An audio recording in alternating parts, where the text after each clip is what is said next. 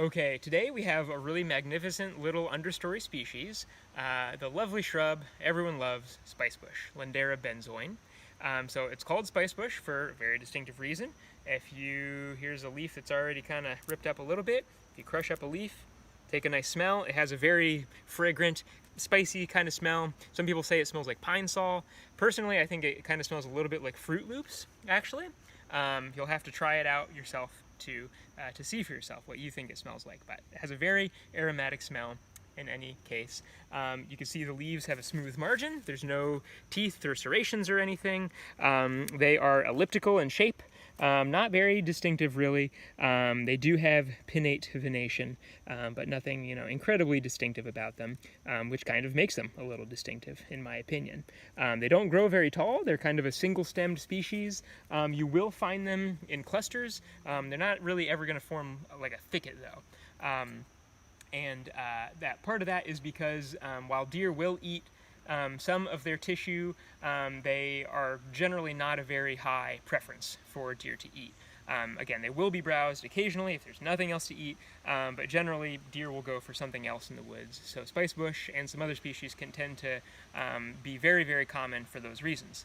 But it's a good thing to have around because in the early spring, it has these really pretty yellow flowers that are going to be kind of the only thing that's showing any color in the woods, so that is kind of nice for us as well. But that's a really nice meal for pollinators as they're coming out of dormancy early in the winter, a really important time for them to gain a lot of nutrients.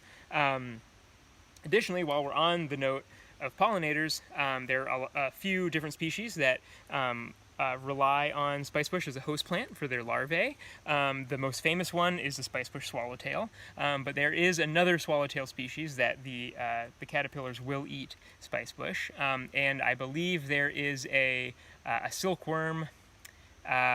I don't remember. There is some other moth species that an obligate consumer of spicebush in the larval stage as well. Circling back to identification, so I stopped there at the leaves and the flowers, those yellow flowers, but the reason why I wanted to talk about it now, in late September, is it has its very distinctive fruit. So it produces these drupes that are these red elliptical fruits. You'll notice their fruit growing throughout a lot of the summer, and they're just kind of a dull green color, but as they ripen, they're very, very distinctive.